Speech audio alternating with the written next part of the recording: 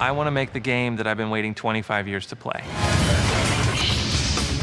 Transformers War for Cybertron really started with a sketch of Bumblebee, and we redesigned that character to modernize it all up to be much more of a realistic adult version. That was that first sketch that we slid across the table to Hasbro and said, what do you guys think? And that's where it all started. I think the approval process for Hasbro, especially nerve-wracking. In a sense, it's like George Lucas looking at you redesigning Luke Skywalker. My name is Aaron Archer. I'm a senior design director, and I oversee the Transformers universe for Hasbro. Activision came to Hasbro and said they wanted to make a kind of a breakthrough game, definitely a gamer game. And the original idea was, we've had a couple games that were based on Earth. How about going to Cybertron? And that's a really cool place. It's the home planet of the Transformers.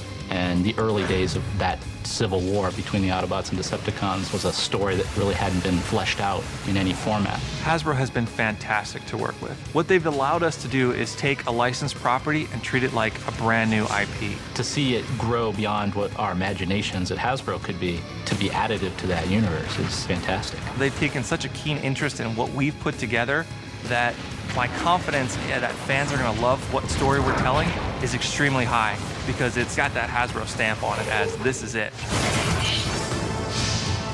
It's an amazing opportunity for us at High Moon Studios to work on creating the canon for what Transformers are going forward. Transformers War for Cybertron takes place on Cybertron. It's their backstory of what they were doing and how they became to be before they ever came to Earth. Because we're not tied to a movie, we're able to tell our own story. This is the Transformers game that they've been waiting for the last 20 years. It's based on the G1 universe. We're showing how Optimus rises into his leadership position. All those things were really cool to explore and build from that people wouldn't expect yet. You know, it's all fuzzy. We all kind of think we know, but you're really going to see it here.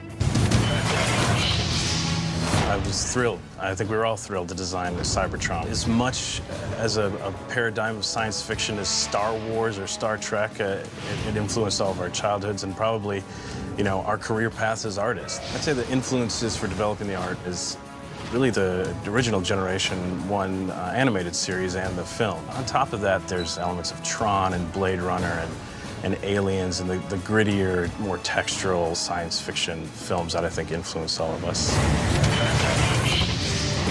I think Transformers fans will like this game because we took it seriously, we took the property seriously.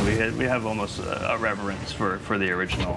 It takes something that you may have had a fondness for as a kid and a really kind of violent, dark, adult style that I think people that are into games like Call of Duty will be able to get into. I think people are going to be blown away by the effort. I just can't wait to get the ball rolling. This won't be the only touch point. It's a big place that we're going to build off of. It's been a fantastic experience to revisit all those childhood memories, gather the resource from the huge lore that is Transformers, and then shape that into basically a brand new vision of what Transformers are in a way that people haven't seen before.